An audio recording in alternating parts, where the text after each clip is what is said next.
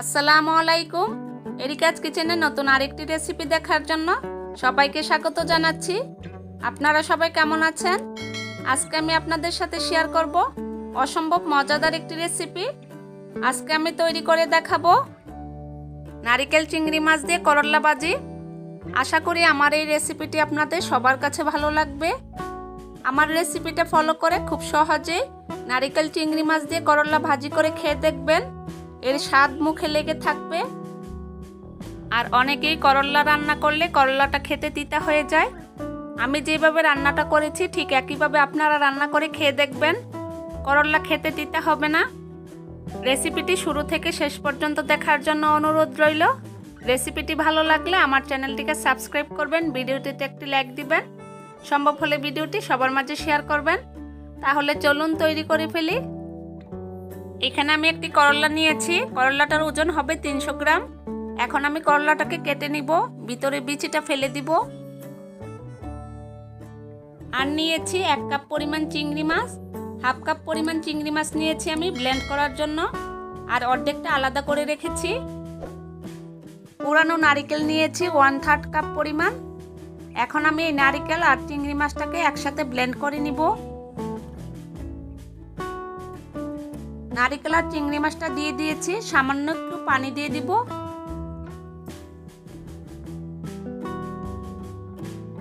এক টেবিল চামচ পরিমাণ পানি দিয়ে দিয়েছি। এখন আমি খুব ভালোভাবে ব্লেন্ড করে নিব। আর করল্লাগুলোকে আমি ঠিক এরকম পাতলা করে কেটে নিয়েছি।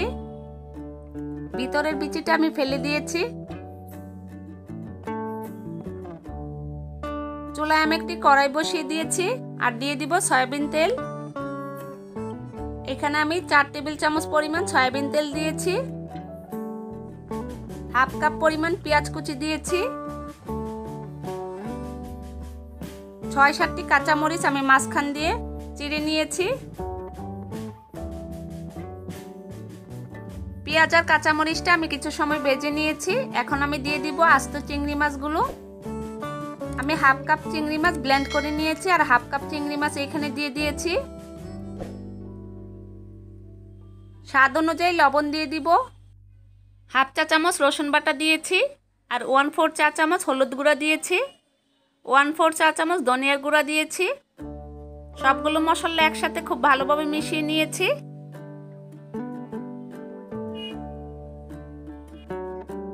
চিংড়ি মাছটাকে আমি আরো 1 মিনিটের মতো ভেজে নিয়েছি মশলার সাথে।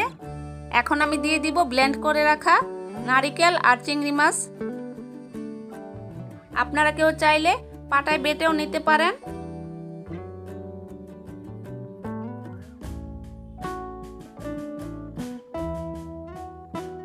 নারিকেল আর চিংড়ি মাছটা দিয়ে আমি মশলাটাকে খুব ভালোভাবে কষিয়ে নিব 4-5 মিনিটের মতো।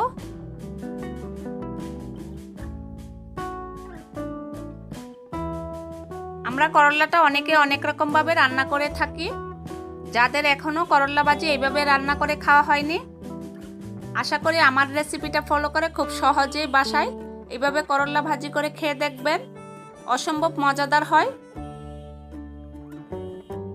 নারিকেল আর চিংড়ি মাছ মশলার সাথে খুব ভালোভাবে ভেজে নিয়েছি। দেখুন একদম ঝুরঝুরে হয়ে গিয়েছে আর তেলটা ফেনা ফেনা হয়ে গিয়েছে। খুব ভালোভাবে কষিয়ে নিতে হবে। এখন আমি দিয়ে দিব সামান্য একটু পানি।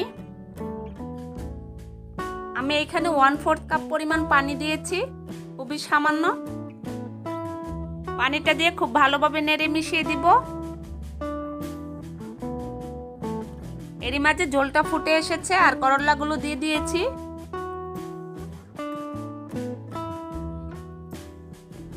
করল্লাগুলো দিয়ে খুব ভালোভাবে মিশিয়ে দিব।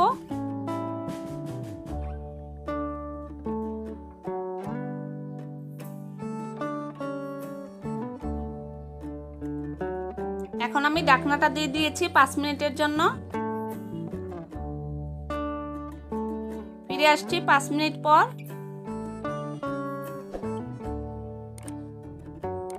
দেখুন করল্লাটা প্রায় সিদ্ধ হয়ে গিয়েছে আর পানিটাও শুকিয়ে গিয়েছে।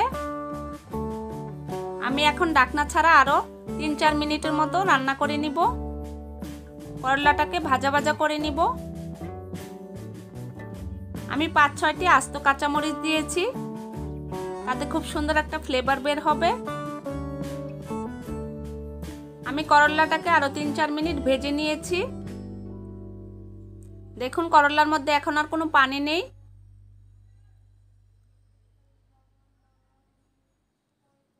খুব সুন্দরভাবে ভাজা হয়ে গিয়েছে। যাদের নারকেলের সমস্যা আছে তারা চাইলে নারকেলের পরিমাণটা আরো কমিয়ে নিতে পারেন। করলা ভাজিটা হয়ে গিয়েছে, এখন আমি চুলাটা বন্ধ করে দিব।